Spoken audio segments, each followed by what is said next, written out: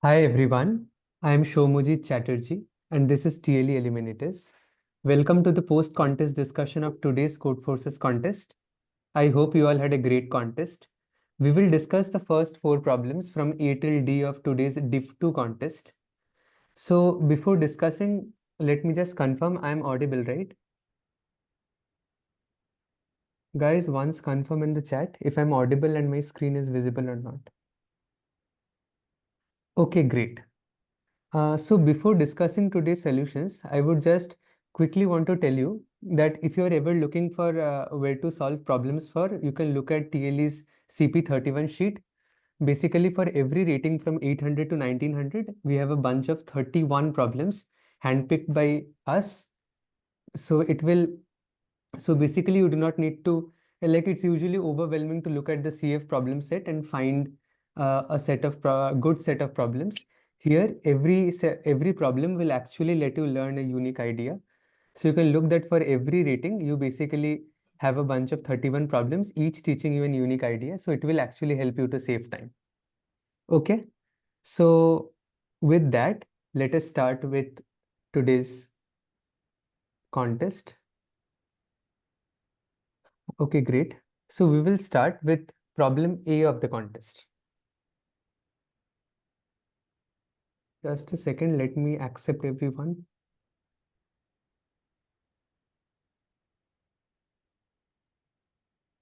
Okay, great. Let's start. So the question A is adjacent digit sums. The question says that you are given two integers x and y. You need to determine if there exists an integer n such that s of n is x and s of n plus 1 is y. Here s of a denotes the sum of the digits of the number a in the decimal numeral system. Okay, so let me quickly explain the problem statement.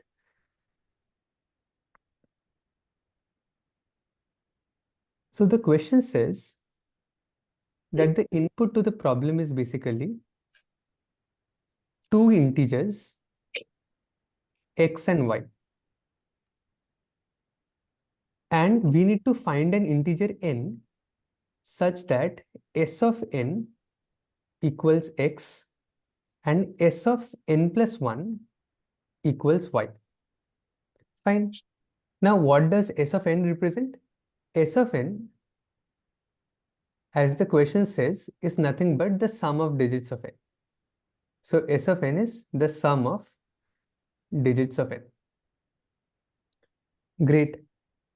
So we do not need to find this exact value of n. We just need to print either a yes or a no in our answer. So yes, if such an n exists. So we need to print a yes if n exists, else we need to print a no. So I think the problem statement is fairly straightforward, right? Is the problem statement clear to everyone?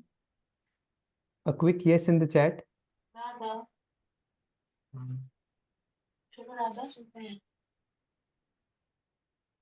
Okay, great. So let us discuss this. So now we need to understand how is s of n and s of n plus 1 usually related. So think about this. Suppose n is equal to 7. Then what is s of n? S of n is 7, right? And what is s of n plus 1? That is nothing but s of 8, because n plus 1 is 8, which remains 8. Think about other numbers. Suppose n is something large, say n is 135. S of n is simply the sum of digits of 135, which is 1 plus 3 plus 5, which is 9. What is s of n plus 1? It is nothing but the sum of digits. Since n plus 1 is 136, it is sum of digits of 136, which is 1 plus 3 plus 6, which is 10.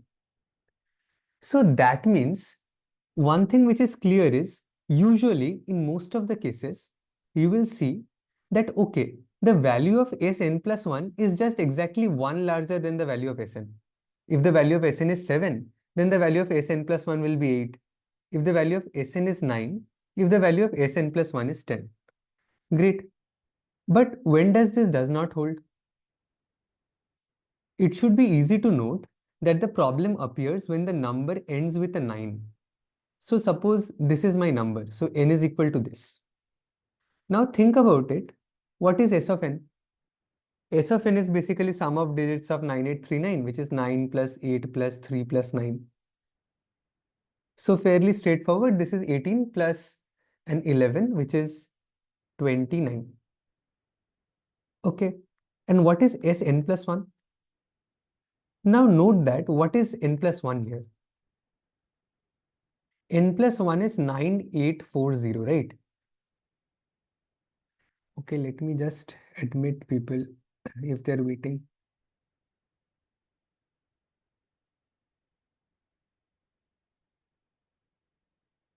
Okay, great.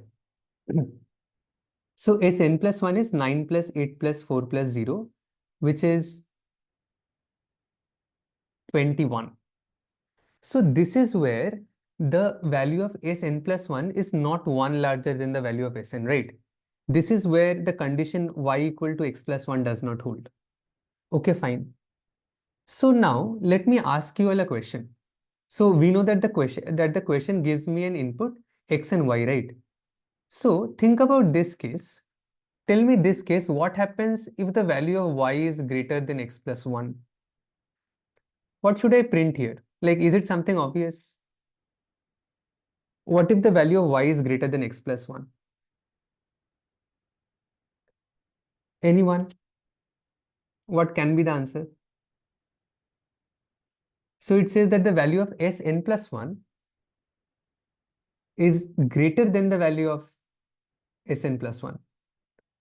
So suppose a case where, so I'm discussing about a case where suppose x is given 6, but suppose y is given 8. So what should be the answer? Any guesses?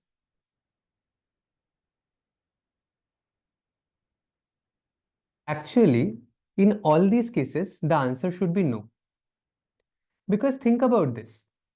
When you are increasing 1 to a number, so you had some value of Sn, right, which was x. So you had x equal to Sn. You increased 1 to this n. So what can happen? One thing which can happen is that the value of y becomes x plus 1. That is possible. In the other case, the value of y will be less than x, right? Because what will you do?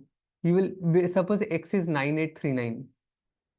So basically what will you do? This, when you increase n by 1, this 9 gets flipped to 0. And this digit increases by 1. So this digit increases by 1.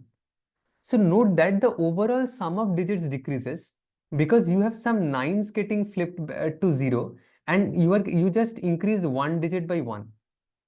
That means if the value of y is greater than x plus 1, then the answer is simply no. You will never find an answer. Okay. Now look at this. This is the most important part of the question. What happens when you have a lot of 9s at the back? So suppose you have a number like this, some 3857 and suppose a 999. Suppose this is your n. What is S of n then?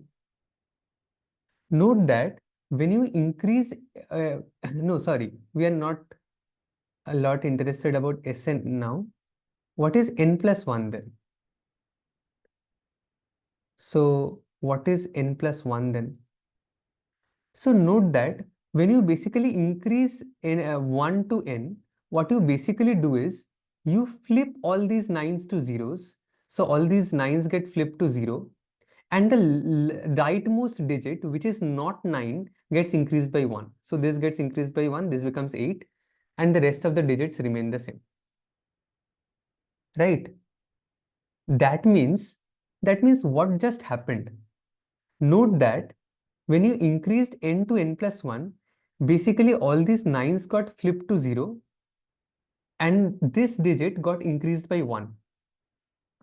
That means, do you find any, so this value, so the sum of this is x, sum of digits of this number is x, sum of digits of this number is y. So there is one condition where y is equal to x plus 1. And in that case, this is trivially yes. We can always satisfy this, right? Because we will always get two integers whose sum of digits is x. So I can always have this number n equal to 1, 1, and this goes till 1 with x digits. Okay, okay, let me discuss this in a new case. So this is case, so we discussed the case 1 where y is greater than x plus 1. And we realize that the answer is always no. You can never find it. We discussed the case 2 where y is equal to x plus 1. If y equal to x plus 1, can I find a number n whose sum of digits is x and the sum of digits of n plus 1 is y? Actually, I can always find it. Like you can consider that, okay, n is this number. You have lot of ones plugged together. How many ones? X many ones. Think about n. They think about this number n. What is s of n? S of n is x, right? Great. And what is n plus 1? N plus 1 then would be simply 1, 1. This all clubbed together and the last digit is 2. And this is also of length x. So what would be Sn plus 1? It would be simply x plus 1, which is y, right? So that means when y is equal to x plus 1, I can always construct a number n which basically satisfies this property. Like it is quite trivial. In all other cases, what basically happens is, so this is my case 3 where none of these two satisfy. So my idea is that when none of these satisfy, basically what happens if some number 3858 and then lots of nines.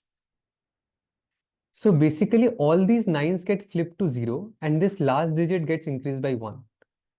So n plus 1 becomes 38590000. So think about this. Do you get any relation between x modulo 9 and y modulo 9?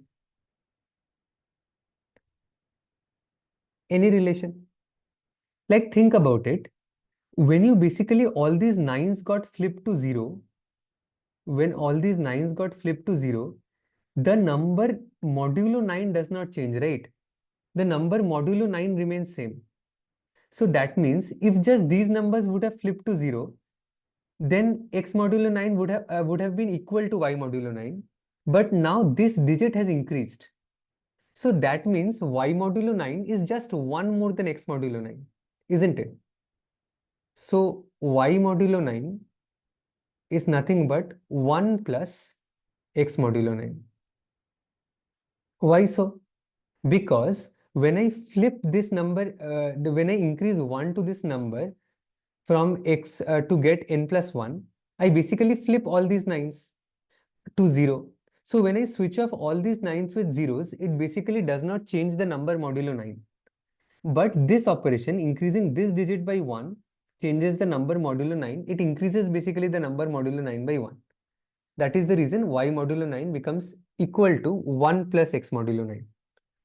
So that means, how should my algorithm look like? So my idea is simple. So the code should look like this, that if y is greater than x plus 1, you just print no. Otherwise, you check. Otherwise, you check that, okay, is y modulo 9 equal to 1 plus x modulo 9?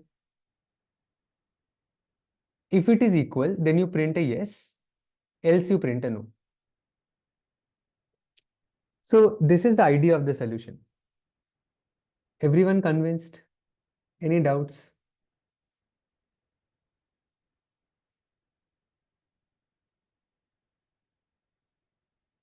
Yeah, almost most of these ideas are same. Like basically writing y modulo 9 is as 1 plus x modulo 9 is same as saying that x minus y modulo 9 is 8. Okay, so is the idea clear to everyone?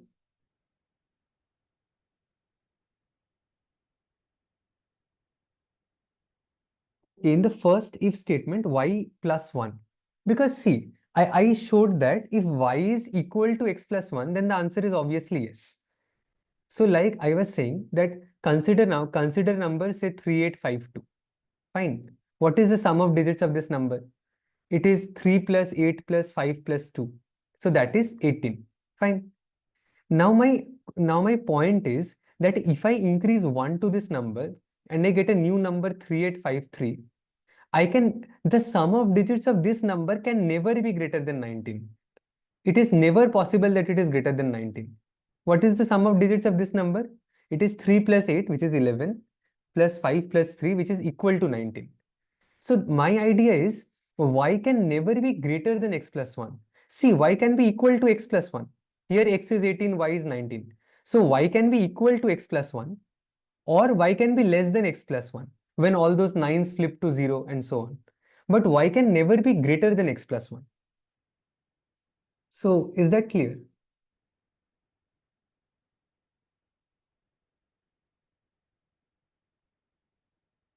So basically, if you increase 1 to a number, then either the sum of digits decreases or the sum of digits increases by just 1. It can never happen that the sum of digit increases by something which is greater than 1. Okay, fine. Let me show you my code. It basically does the same thing. It takes x and y as input. I check that is y is greater than x plus 1. If y is greater than x plus 1, then we print a no. Straightforward. Otherwise, I just check that, okay, x modulo 9 plus 1 should be equal to y modulo 9. Look that I've also added one more extra mod 9 here because it may happen that x modulo 9 plus 1 becomes greater than equal to 9. So I did a extra modulo just to ensure that we do not get out of the remainder scope. So if this is equal, then I print a yes. Otherwise, it is never possible and we print a no. So is that clear?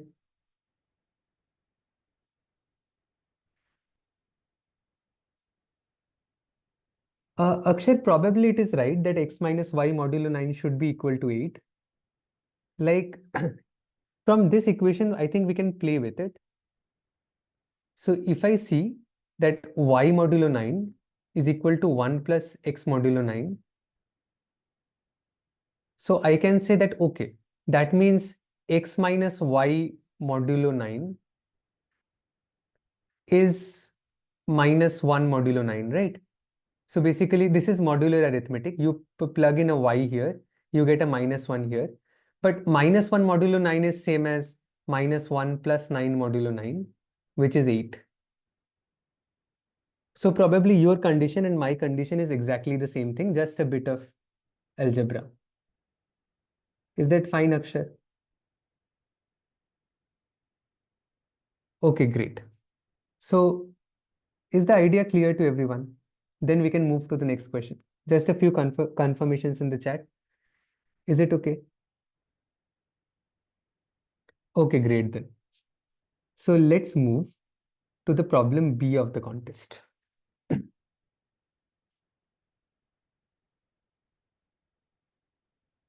Okay, so this was question number B.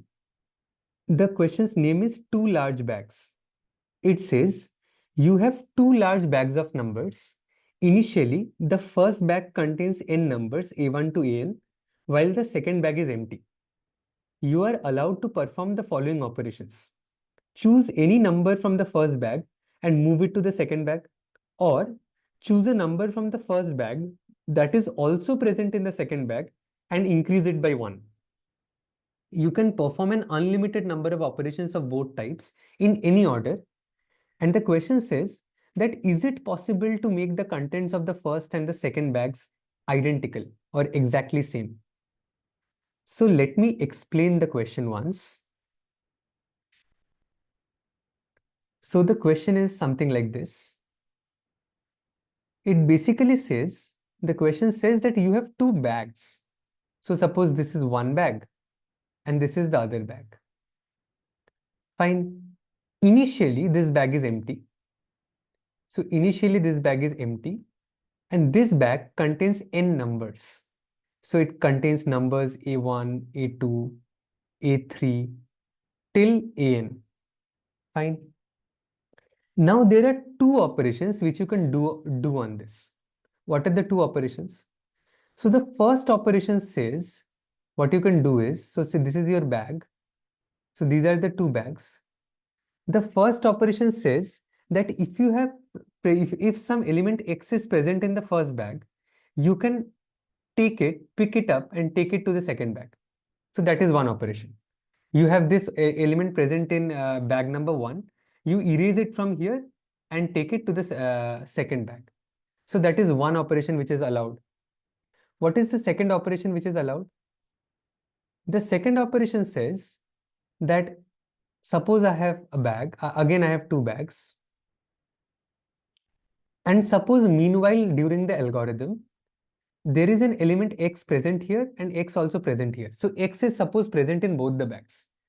Then what you can do, you can erase this X from the left bag and write and add an X plus 1 here. So basically, if you have two elements, equal elements present in the bag, you can just erase this X and add an X plus 1 here.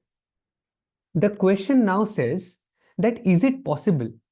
So the question says that is it possible to make the two bags exactly equal? So is it possible to make two bags exactly identical? So that is what the question says.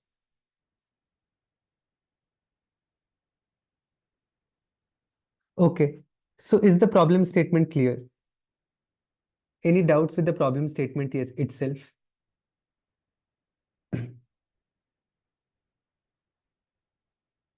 Okay, great. So if that is clear,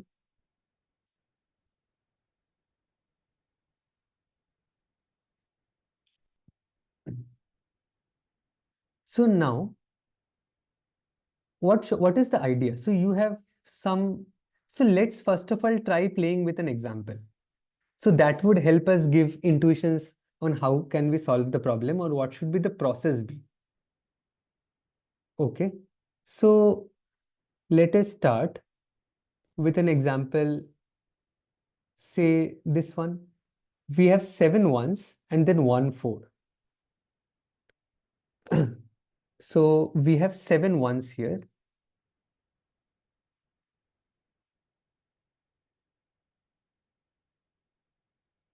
And a 4 here. And now I need to do operations to convert to make these two bags exactly equal.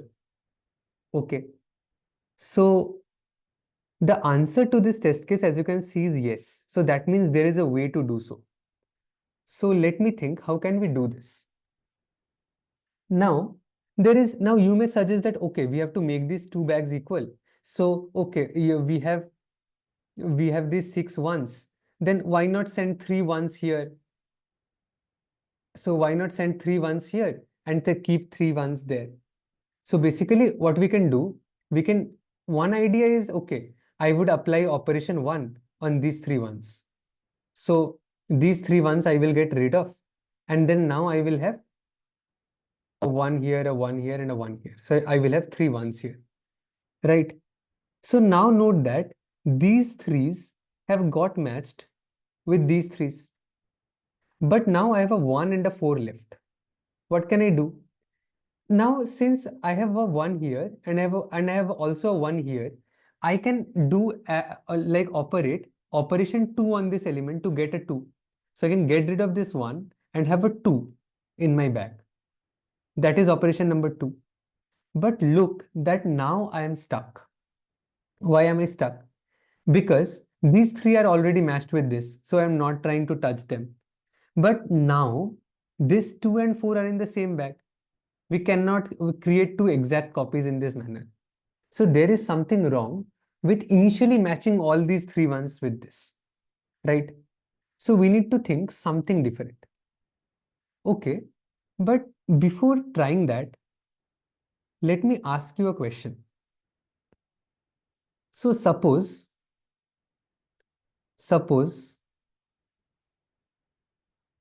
so one thing which we have already understood, that if I have multiple copies of an element, it does not make sense to keep to match all the copies just at this moment.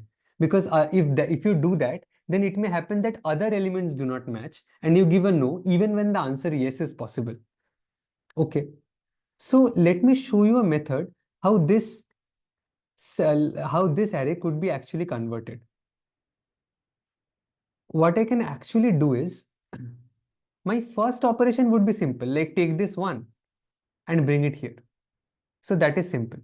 So if I do that, this 1 gets vanished from here. And what I have now is a 1 in this bag. Fine. So this one has already got matched with, suppose this one. Fine. Now these ones, I will not bring them here now, because I know that if I bring them now, then this 4 will not be matched and it will be big problems. So let's do what?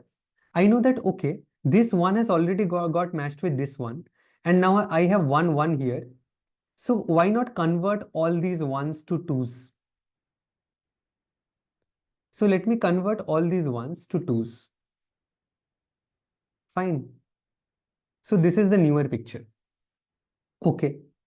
Now let's again repeat the same thing. Let me take this 2 and bring it here. Okay. So if I do that, so I have this 2 which got vanished. So this 2 got vanished. I have a 2 here. And suppose this 2 got matched with this 2. Right? So there is one element it has to get matched. So this one got matched with this 2 got matched with this. But now these 2's I will not bring them here now, because then it would create problems. But rather what will I do is, I will again do the same thing. Like I will erase these 2's and convert them to 3's.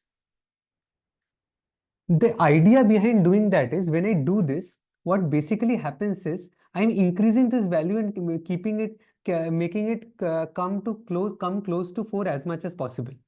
That will actually help me to get the answer yes. So now what do I have here?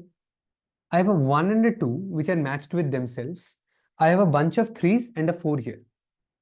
So again repeat the same thing. Like take a 3 from here, take a 3 from here, add a 3 here. So this 3 gets matched with this. And then you do not take this 3 here. Rather what you do is, you override this with a 4. Look, a beautiful thing happened now. Now basically you have 2 4's here, and you can do the exact same thing. You can just erase a 4 and bring a 4 here, and so that the entire bag got matched. So you have a 1 2 3 4, and finally a 1 2 3 4 here. So that is the idea. How can you match this entire bag? Okay. Now, so now let me ask you all a question. Like suppose I have a bag of numbers. Okay. So the array is given as given to me as input. I have A1, A2, AN. So think about the minimum element of this array. Let me call that Mn. Okay. And suppose the frequency of Mn is just 1. So I have one unique minimum present in this bag. So what do you think? Is the answer yes, or like can the answer be yes, or is it always no? Any guesses? Suppose I have a bunch of numbers and then there is a unique minimum, a minimum which appears only once. Exactly, Abhishek. The answer should be no. Why no? Because think about this. So suppose I have a bag of numbers. So suppose I have a bag of numbers which have 1, 2, 2, 4, and a 7. Okay. Now the answer to this is always no. Why no? Because think about this 1. You can never make an extra copy of 1. Because what does the operations allow?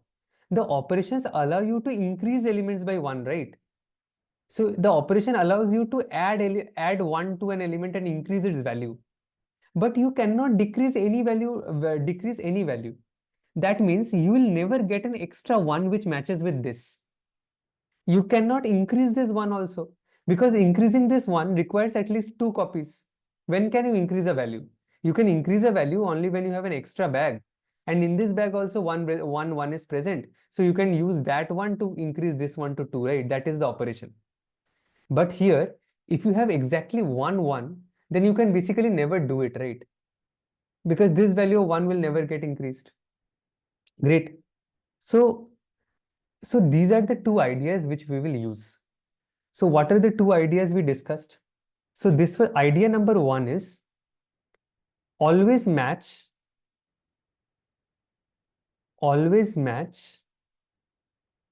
one pair and increase every other value. That is the way we did. We basically simulated that question, right? We will match one pair and all other pairs we will just increase the value. Fine, fine. And the second part is, if there is a unique minimum, the answer is no. If there is unique minimum, answer is no.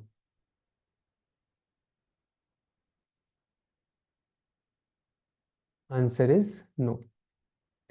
Everyone clear with these two ideas? Like this becomes the basic heart of the solution. So if there are any doubts with any of the two ideas, please ask me to repeat. So is it clear? Can I get a quick confirmation in the chat, like if it's clear also?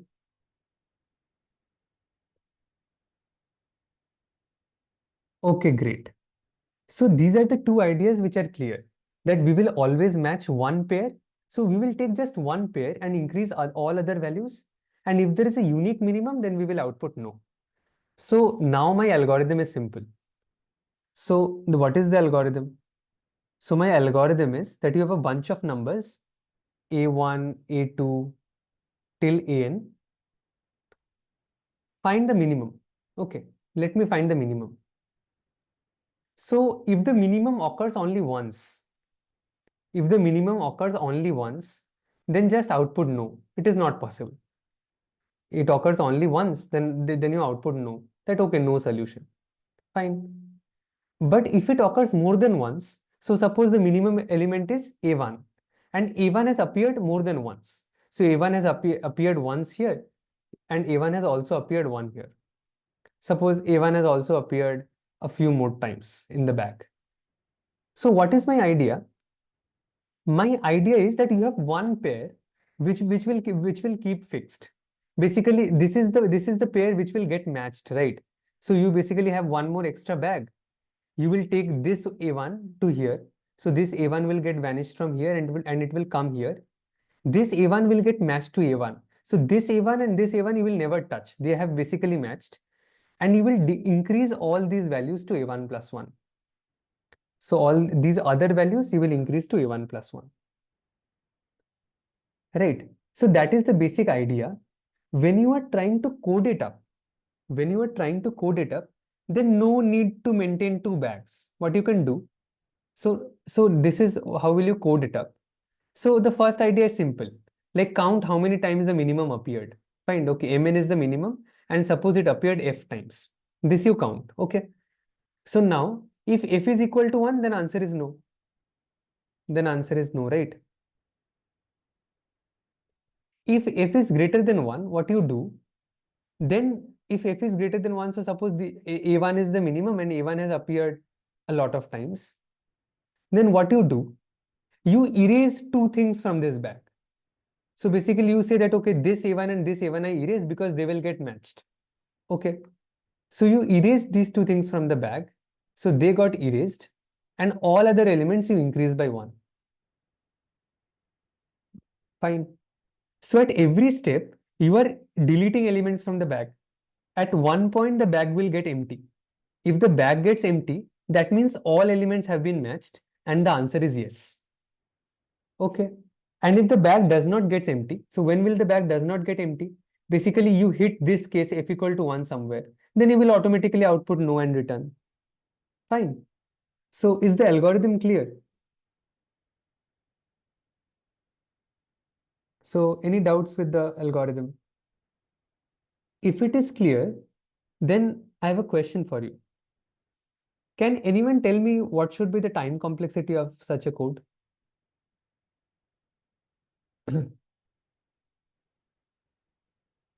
Like, what should be the time complexity of such a code?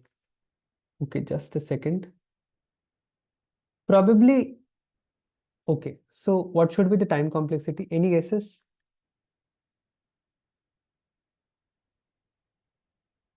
Uh, so there are all types of guesses I could see. N square, n log n.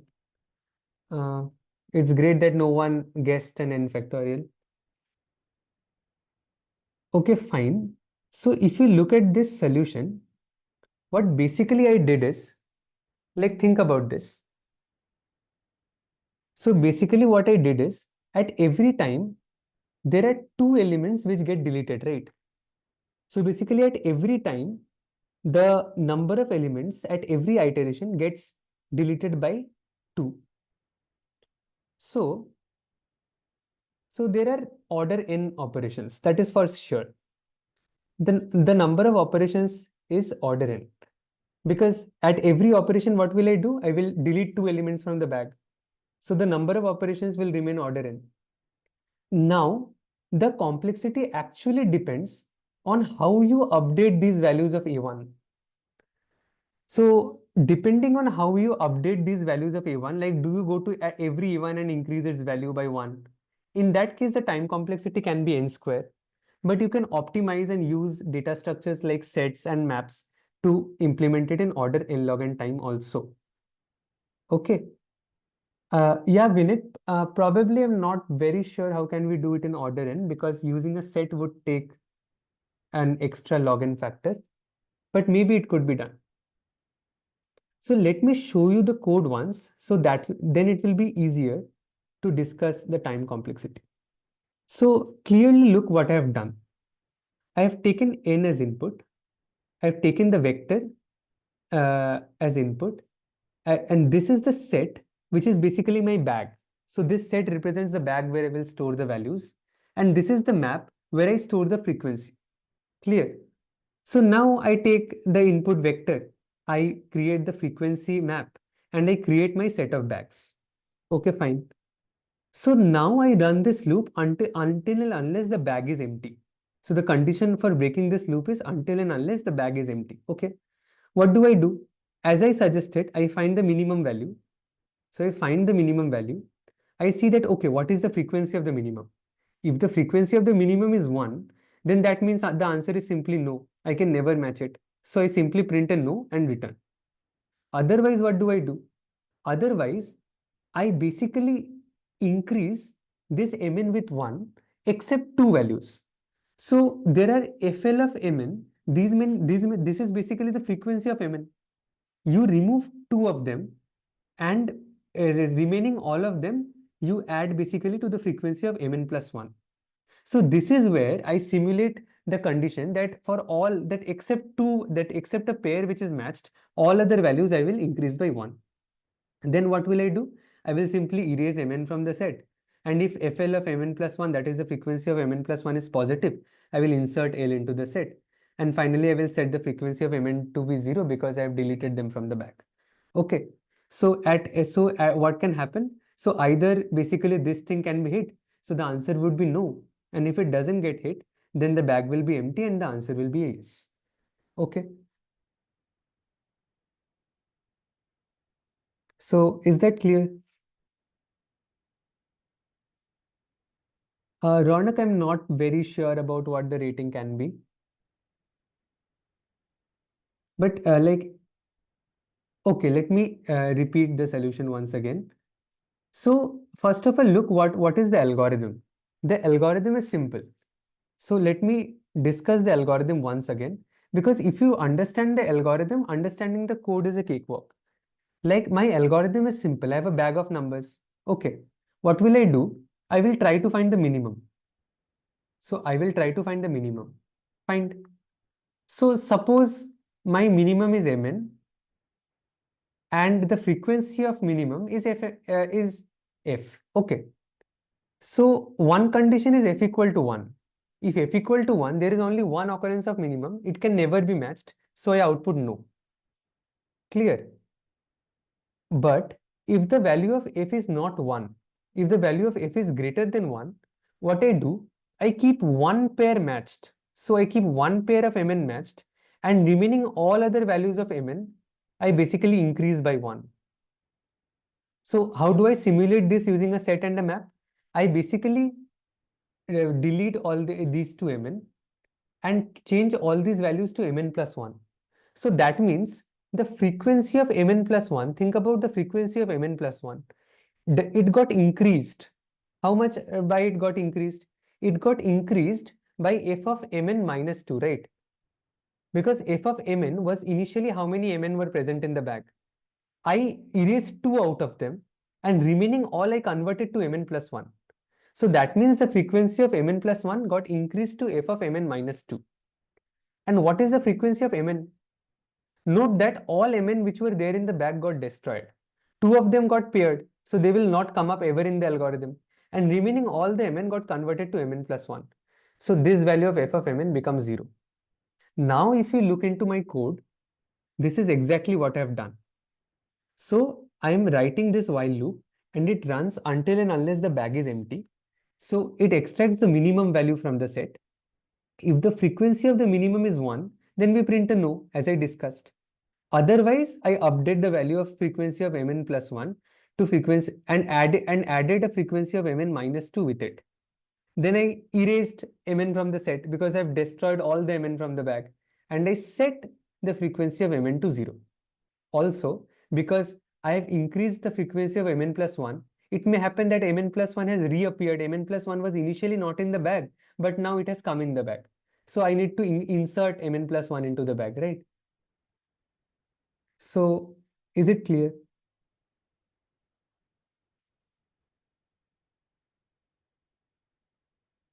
Quick confirmations. Like, is the solution clear? Any doubts anywhere in the code or the approach?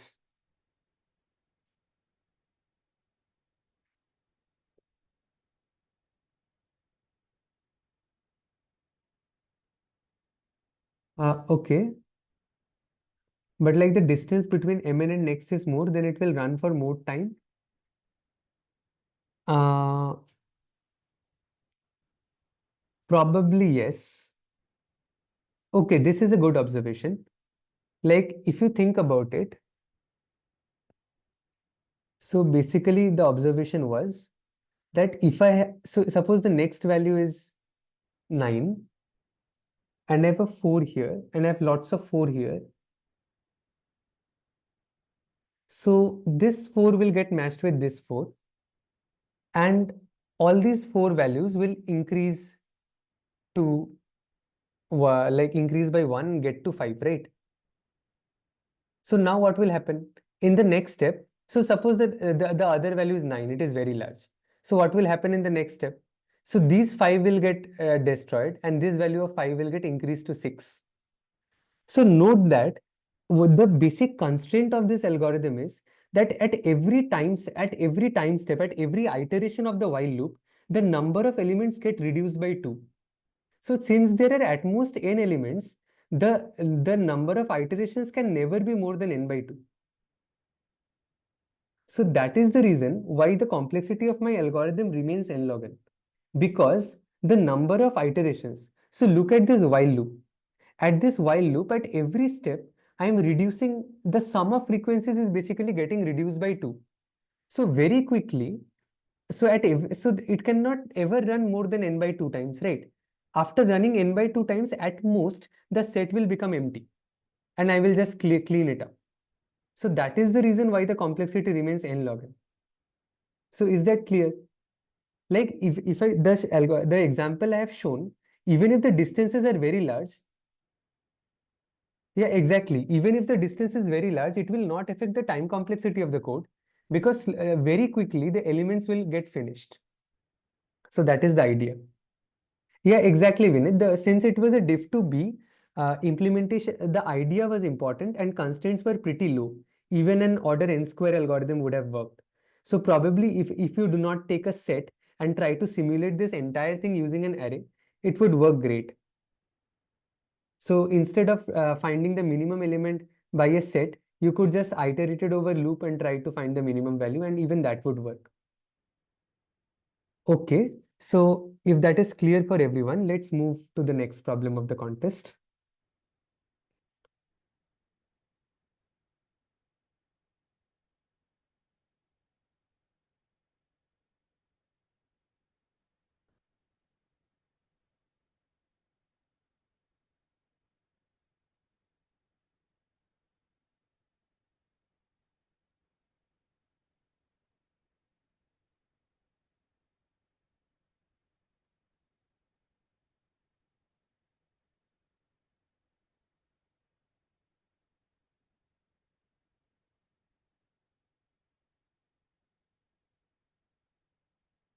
Okay, sorry for the delay, but here's the third problem. It says Devyatkino.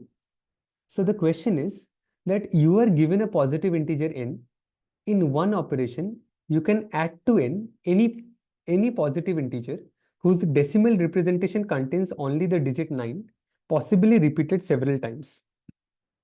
Okay, just a second. Uh, okay, great. So it says that you are given a positive integer n. In one operation, you can add to n any positive integer whose decimal representation contains only the digit 9, possibly repeated several times. And the question says, what is the minimum number of operations needed to make the number contain at least one digit 7 in its decimal representation? For example, if n equal to 80, it is sufficient to perform one operation. You can add 99 to n, and after the operation, n is 179, which contains the digit 7.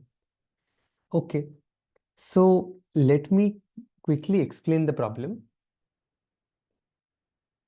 The problem, so this is the input. So the input is the number n. Fine. So the input is n, and the question says that in this n, you can add numbers which are completely composed of 9. So it may happen that you add a 9, or you add a 99, or you add a 99999. Okay.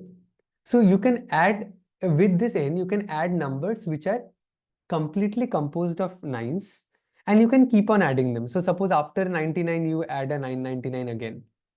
Okay. The final objective is to get a number which have at least one 7 as its digit. So that is the final objective.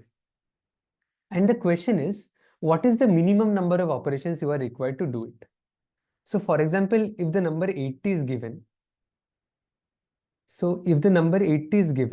you can add a 99 to get 179. So it took only one operation. It took only one operation to get a number which have at least one 7 as a digit. So is the question clear?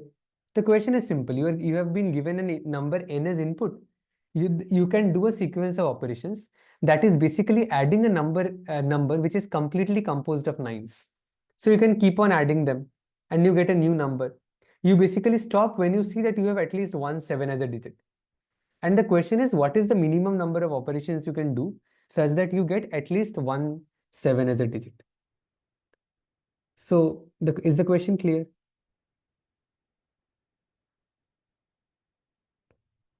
A quick confirmation, yes, in the chat, if it's clear.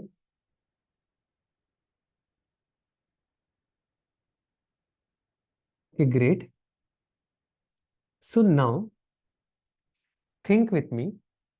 First of all, note that it can never take more than 9 operations. Like, if I have some number n, so suppose whatever be the number be, suppose it is 389. What can I do? Or I can simply add 9s with it, right?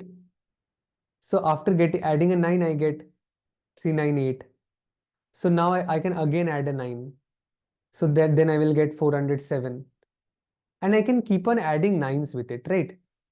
Note that if I keep adding 9, this unit digit will keep on just swapping. So like from 9, it will go to 8, it will go to 7. If I again add a 9, this will become 506.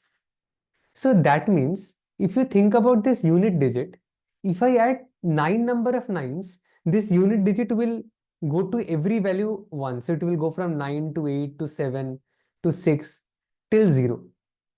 That means the maximum number of operations I can actually make is 9. I never need to make more than 9 operations, right? Because in 9 operations only, because I've shown a way in which you can just keep on adding 9s and nothing else, and you will get a 7 in the number. So the answer is 9 or lesser than that. So that is clear. So now let us think about a simpler problem. Let me think. So the question is, can I convert n into can I convert n into a number with a 7 into a number which has 7? Can I convert n into a number which has 7? Use in k steps. So that is my question. So can I convert n into a number which has 7 in k steps? If I can find this answer, what I can do is I can simply run a loop for k equal to say 1 to 10, because 1 to 9, and I can find the answer, right? Because I know more than 9 steps will never be required. So I can always do it in 1 to 9 steps. So I just need to iterate the loop variable k from 1 to 9 and I will be done. So the question is to solve this problem. So can I convert n using k in k steps to a number which has 9? Okay, fine. So the idea is, think about a number which is completely composed of 9. So think about 999. Okay. So the way to write 999 is basically it's nothing but 10 cube minus 1, right? So note that adding 999 to a number is very confusing. The digits get scrambled and everything, and it is not very good. But adding 10 cube to a number, adding 1000 to a number is very easy. Like you have 98542, and suppose you need to add 1000 to a number, you know, okay, this digit will basically get increased by 1. So it's very simple, right? Adding 10 cube to a number is very simple, but adding 999 basically changes a lot of digits. So it's a bit confusing. So my idea is, instead of adding these numbers which are completely composed of 999s, why not try to add this? Okay. So my idea is that, okay, my loop variable is k. So can I do it in k steps? Right, that is my question. So my idea is that, okay, when I need to do in k steps, that means what will I do? I will first add some 10 to the power a1 minus 1. Then I will add some 10 to the power b1, a2 minus 1. Then I will add some 10 to the power a3 minus 1. Then I will add some 10 to the power ak minus 1. So I will keep on adding these numbers with n, and I will finally get as a result a number which has a 7 as its digit. Fine. So now think about this. Adding all these numbers to n, isn't it adding 10 to the power a1, 10 to the power a2, 10 to the power a3, sorry, just a second, 10 to the power a3 till 10 to the power ak to the number n minus k. So my idea is, since I've already fixed how many operations I will choose, since I've already fixed that I need to do in k steps, so my idea is that, okay, so I know how many minus ones will get added to n. So there will be k number of minus ones which will be added to n. So why not just add them up? Because then the number becomes n minus k. So now the best thing is that I do not need to basically care about the adding 900, these numbers which are very confusing, some composed of nines and all. And now I just need to add these powers of 10, right? So it will be very simple. So now what is the idea? So what does the question boils down to? I basically run a loop for k equal to 1 to 9. So now I will try to, okay, so that means I will try to find that whether I can convert n to a number using to a number which has a 7 using k steps. So I create a new number num, which is nothing but n minus k. Okay. Now let me find out what is the minimum number of operations I can do it. So now what is the minimum number of operations? I can convert this number num to a number which has at least 1 7. So that is my idea, right? So num would have some decimal representation, say 3, 8, 5, 2, 4, and a 6. Fine. Now what I need to do, and suppose I also have a 9 here. Now I need to add powers of 10 to it. So adding powers of 10 is very simple. So that would simply increase the value of a digit, right? So if I have a 2, I will make it 3. If I have a 4, I will make it 5. If I have a 6, I will make it 7. Right? And now if I have a 9, so basically this becomes 0, but then this digit gets increased by 1. So it is basically the same thing as that, okay, increasing some digit by 1. So that means adding a power of 10 to a number is nothing but increasing one of its digits by 1, right? So here is the catch. I need to convert some of this digit to 7, right? I need a 1 7 here. So what is the minimum number of operations I can do it? So how many operations I can convert this digit to 7? I can do it in 4 operations, right? So basically, I just increase this digit to 3, from 3 to 7.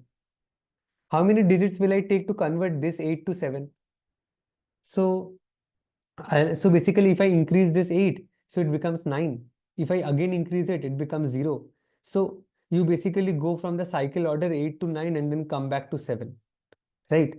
So for every digit, I know that what is the minimum number of operations required to convert it to 7. I will see that, okay, does there exist a digit where I can convert that number to 7 in less than equal to k steps? If it is yes, then okay, that means using k operations I can do it. Otherwise, I cannot do it. So is it clear?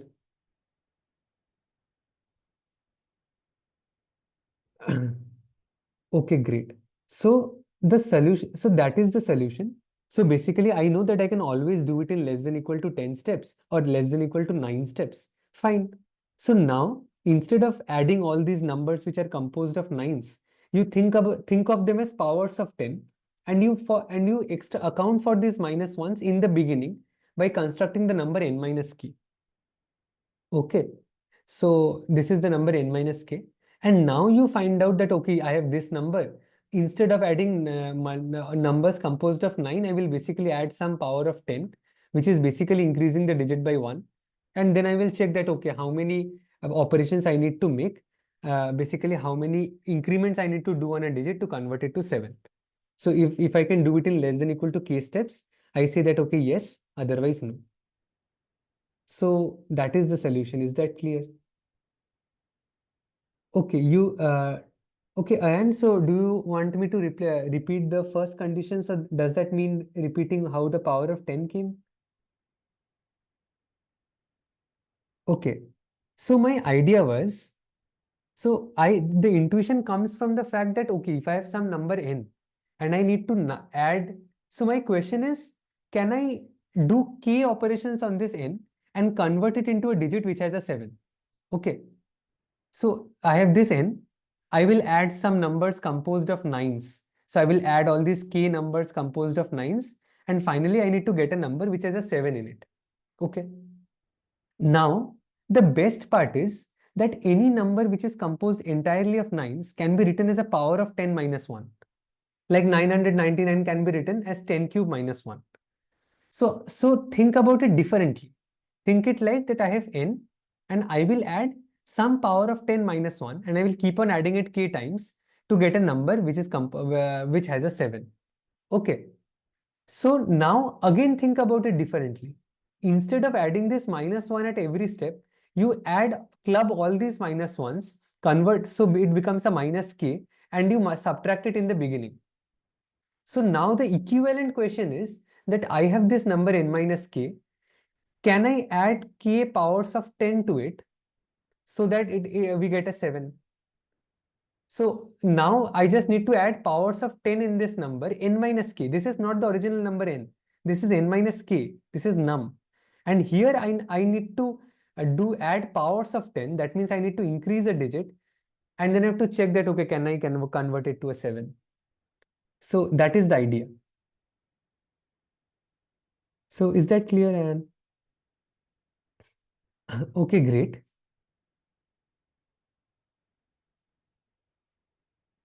So Raj says for a number say 201, if I try to convert 2 to 7, we need not 5 but 6 operations. but at max one extra operation will only be required. I could not get it.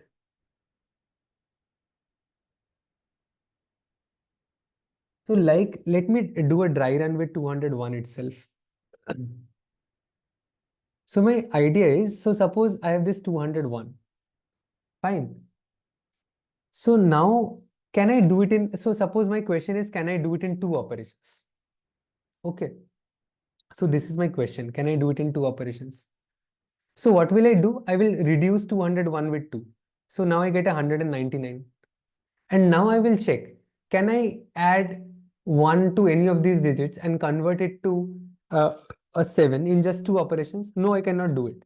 I cannot even convert this 1 to a 7, this 9 to a 7, or this 9 to a 7, because converting this 9 to a 7 would require 8 operations, right? And converting this 1 to a 7 would require 6 operations. So I cannot do it in two operations. So that means 201 cannot be converted to a number having a 7 in in exactly two operations.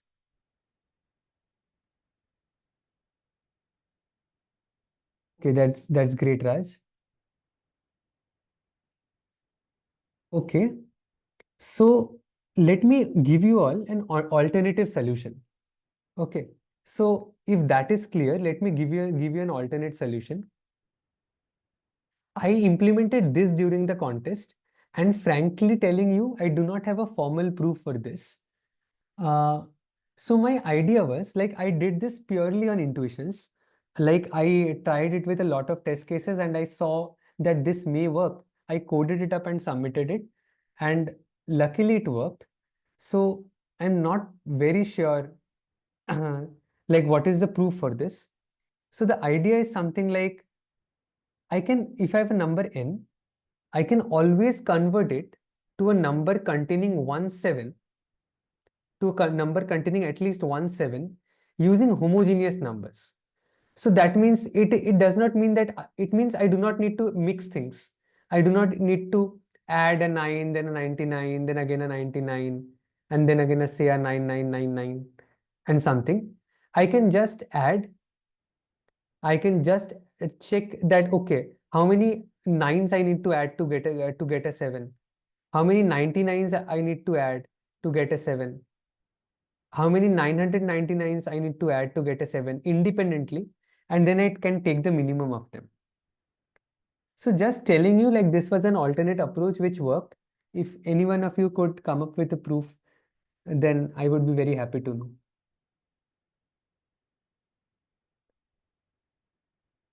Okay, so let me quickly come through the code. I have not implemented this initial idea. I have not implemented this idea, but probably I will try to code it up so that you can get the code in tomorrow's description of the YouTube video. I coded this alternate solution, and here it is. So basically here the idea was simple. So now is basically my all my values. So it goes from 999, 999 and so on. And I'm counting that how many 99s will I need to add to n to finally get a number which will have a 7. So this proof function basically checks that, okay, do I have a 7 in the number? So first of all, I start now equal to 9. So I check how many nines do I need to add to n to get a number which has a 7. Then I check how many 99s do I add to n to get a number which has a 7. I do it for all these numbers, and then I take the minimum of them, and it works. Even though I do not have a proof for it. So this solution, I do not have a proof. But this approach has a formal proof, like as I explained. Basically, you can think of every 9 as some power of 10 minus 1. So you can tweak this value of num to get n minus k, and then you finally add these powers of 10 with it. Okay, so does that work? So any doubts with it? Okay, great. So if you want the implementation of the previous of the formal approach, like this approach, then you would probably, I will try to add it up so that you can get, I will try to code it up so that you get it by the description of tomorrow's YouTube video. So let's move to problem D of the contest.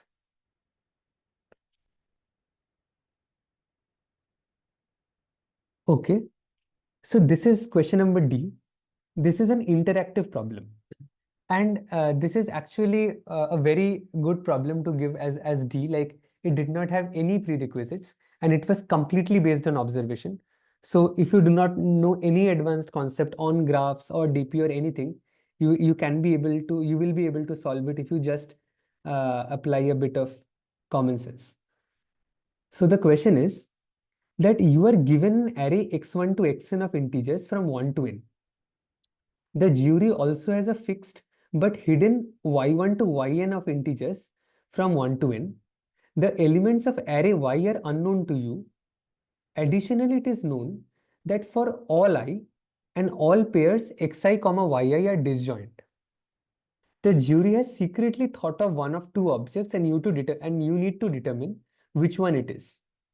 So you have a directed graph with n edges of the form xi to yi, and either you have a n-point coordinate plane basically. So now to guess which object the jury has thought of, you can make queries. In one query, you must specify two integers I and j. In response, you receive one number. If the jury has thought of object A, you receive the length of the shortest path from vertex I to vertex j in the graph, or 0 if there is no path. If the jury has thought of object B, you receive the Manhattan distance between points I and j, and you have two queries to determine which of the objects the jury has thought of. Okay, so let me explain the problem statement. So the problem statement mentions a lot of things. So the basic question is that there is a jury which has initially guessed one of these objects. So either it has an object A with it, either it has an object A or an object B with it. And our idea is like our objective is to find out which object this jury has. So we need to output either A or B. Okay. So there is this jury. We need to it has an object either A or an object B with it. We need to output that, okay, does it has an object A or does it have an object B? What is object A? Object A is a directed graph. So it has a directed graph on n vertices. Okay. So it is a directed graph on n vertices. It has n edges. What are the edges? x1 to y1, x2 to y2, and so on.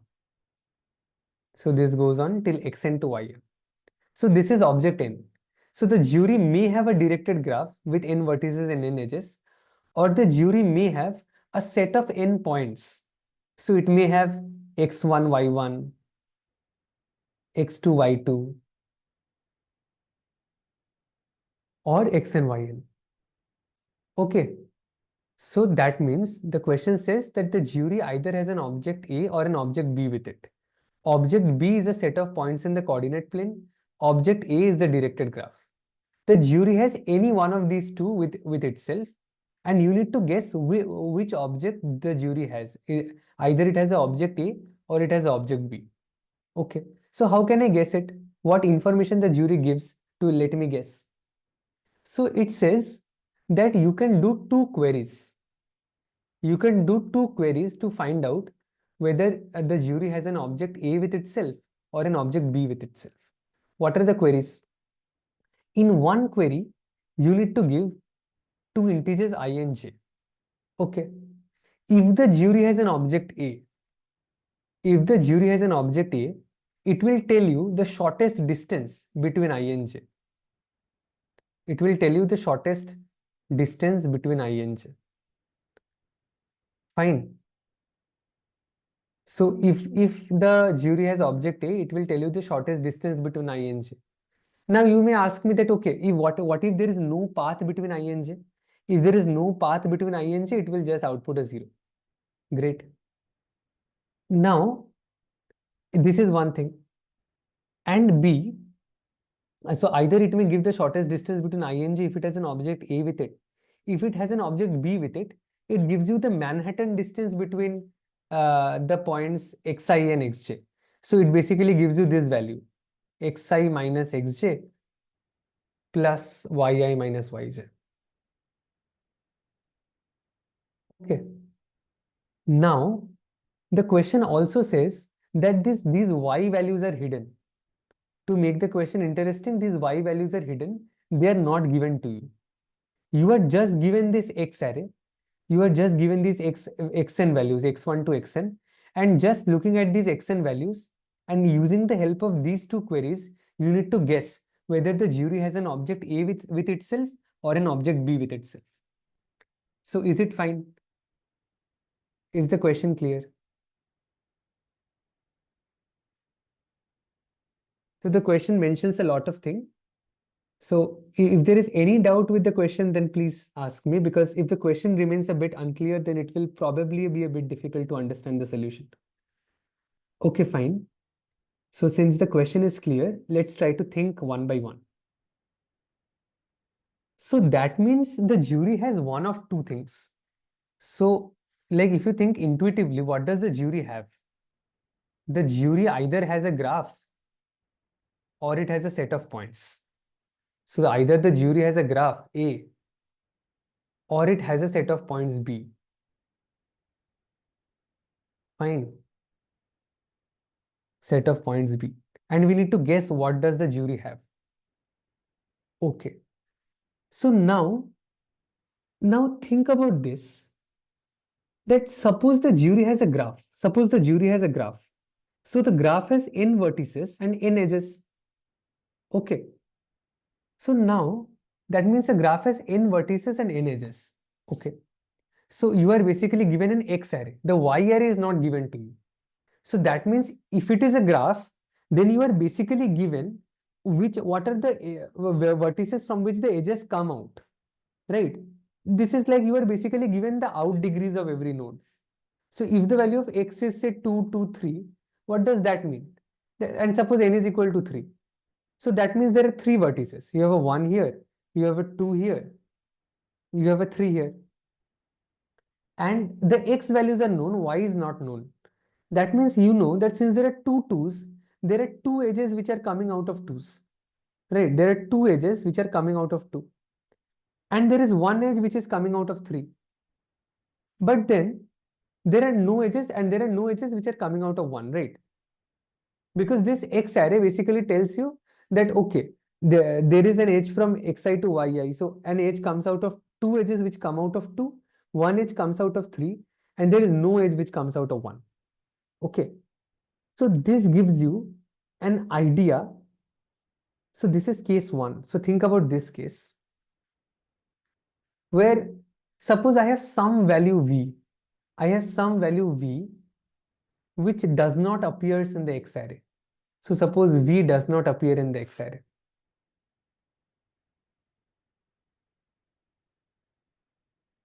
Okay.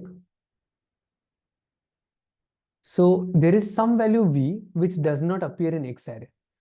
Can you give me a strategy? How can we distinguish between a and b? How can you guess is it a or is it b using a query? Any idea? So basically an array x is given to me, right? Exactly. So basically, if v does not appear in the x array, so that means if the object is a graph, then I have this v node. But v does not appear from the x array. That means there is no edge which is coming out of v. There is no edge which is coming out of v. So if I ask a query, so suppose I ask a query that, okay, give me what the shortest distance between v and v plus 1. Suppose I ask you this. If the object is a, if the object is a, then what should be the answer? Any idea what should be the answer? So v is an object which is not present in the x array. Exactly. It should be 0. So if v is an object, so if v is an object which does not appear in the x array, and I ask you the shortest distance between v and v plus 1. So if the object is a, the answer will be 0. Why? Because there is no edge which is coming out of V. So there is no such edge possible which comes out of V. So that means there is no path from V to V plus 1. Between V and V plus 1, there does not exist any directed path. Why? Because there is no edge which comes out of V, right? So that means if the object is A, then it would be 0. If the object is B, then it would be definitely not 0. Why? Because of this property. If you look carefully, read the question mentions this thing, that all pairs xi yi are disjoint. Since all pairs xi yi are disjoint, that basically means that the Manhattan distance, this sum of absolute values, can never be 0. It will always be greater than 0 for two different points. Okay, so this is a way you can distinguish. So in this first case, where there is some v which does not appear in x, so you basically ask that, okay, what is the, then you query for v and v plus 1. If it is 0, then the object is A. If it is not 0, then the object is B. Fine. So suppose I ask you a question that, okay, the X array which is given to you is 2, 2, and 3. And suppose the value of n is equal to 3. So can you now tell me what query should I make? So what query should I make? Anyone?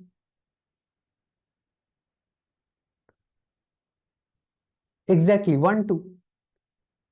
Because the X array is 2 to 3, that basically means that there is no edge which comes out of 1. If no edge comes out of 1, simply ask query for 1, 2. Okay. Now, if this gives 0, then that basically means it should be A. It is a graph and there is no path between 1 and 2. If it is not 0, that means it should be B. It should be a set of points and it basically represents the Manhattan distance. It is very clear. Okay. So this case is clear. So the second case which remains is that all elements appear in X. So in X, all the elements appear. Fine. So basically in X, all elements appear at least once. Okay. All elements appear at least once. Appears at least once. Or all elements appear once exactly. Because X is an array of length L. All elements from 1 to n have to appear at least once. That means all of them appear exactly once. Okay. So that means X is basically a permutation. If X is not a permutation, then we are done. So the next case is that X is a permutation of 1 to n. Okay. So my idea is, so this is my idea. I know that X is a permutation of 1 to n. So why not query 1 and n?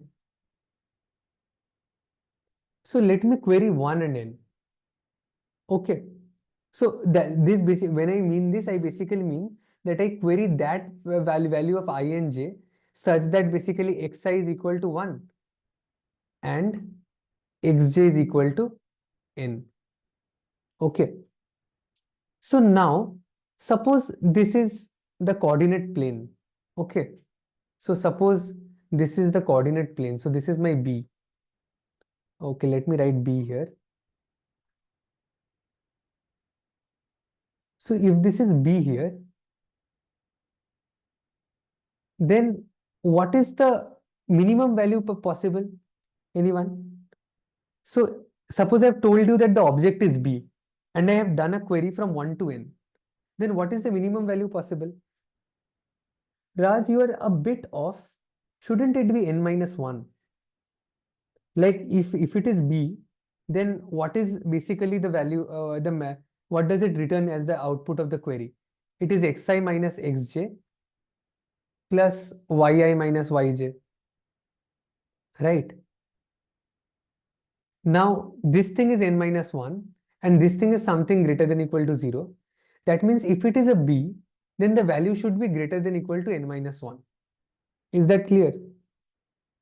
So the minimum value is n minus 1. That makes sense? Okay, great.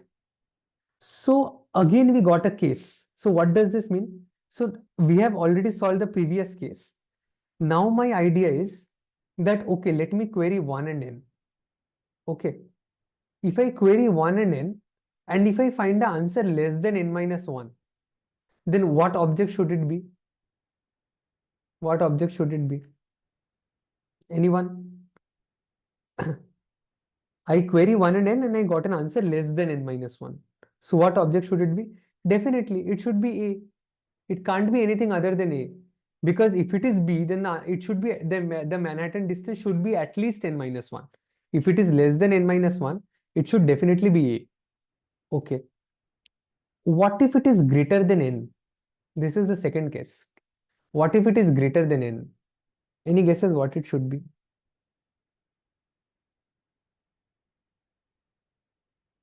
So I queried 1 and n and I got a value which is greater than n. So what should be the answer? What object should it be? Think about it, that if it were a graph, that if I have some graph, okay, so I have some graph and I have this 1 here and I have this n here. So a graph with n edges. So if I have a graph which has n edges, right, the total number of edges in the graph is n, then how can the shortest distance be greater than n? If I have a graph with me, and if I have, so my idea is that if I have a graph with me, the shortest distance of with n edges in a graph can never be greater than n. So that is the reason if it is greater than n, it can never be A. It has to be B. Why? This cannot be less than n minus 1. Why? Because the value of xi minus xj is greater than equal to n minus 1. So the Manhattan distance is greater than equal to n minus 1. So it cannot be B. And this has to be B. It cannot be A. Why? Because the shortest distance is always less than equal to n. So is that clear? Exactly. The maximum number of edges can be n, Raj. So the shortest distance can be n. It can never be greater than n. Okay. So now we are left with two conditions. So now we are left with two conditions. So I know that the answer to this query is either n minus 1 or n. In all other cases, I will print an answer. So I'm done. Okay, fine. So now let me think about this. So let me think about this. What happens if the answer is n? So let me break down this again into two cases. So let me erase this and let me think about the case when the answer is n. Okay. So, so basically now suppose I got the query and the answer is n. What should the graph look like if the structure is A? If the structure is A, then what should the graph look like? So I have this node 1 and the distance from 1 to n is n. So that means I have this node, I have this node, and then I have n edges. I have exactly n edges. So I have n here. Okay. Just a second.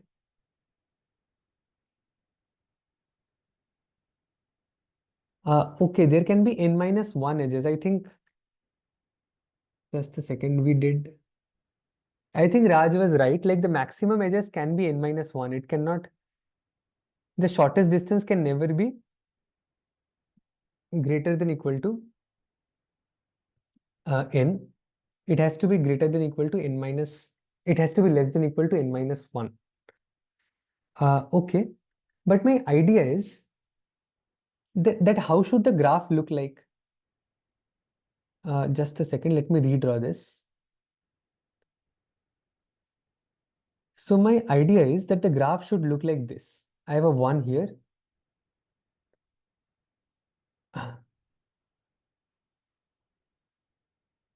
I have lots of edges. And then I finally reach n here. Okay. And now I have a reverse edge here. If this is the case, then the shortest distance between 1 and n is n minus 1.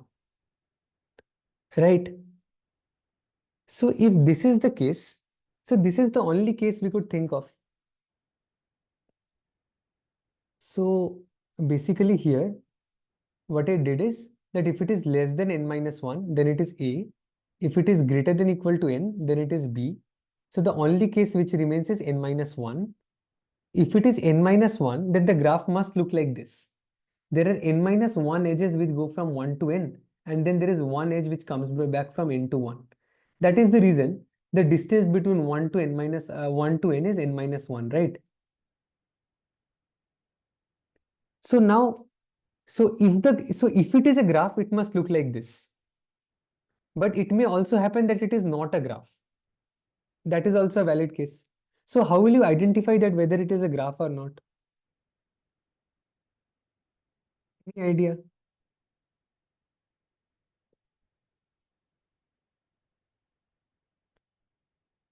Graph? Exactly. We could do a reverse n1 query. So I could ask, so I could simply ask, just a second. Yeah, okay. Okay, give me a second. Guys, give me a second. I am starting after a minute.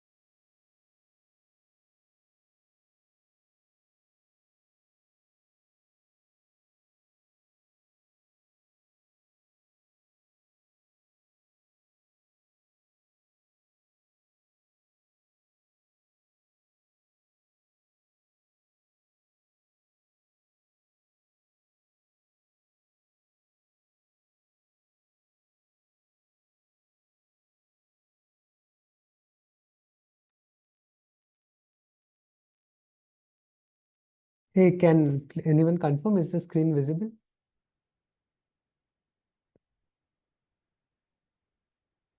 Okay, great. So as we were discussing, so if the shortest distance between A and B is n minus, if 1 and n is n minus 1, then the graph must look like this. And in that case, just a distinguishing query would be asking it between n and 1. So I could simply ask the query n and 1. So how will it help me distinguish? Uh, Any idea? So like if I ask the n and 1 query, so how can we distinguish whether it is a graph or a set of points?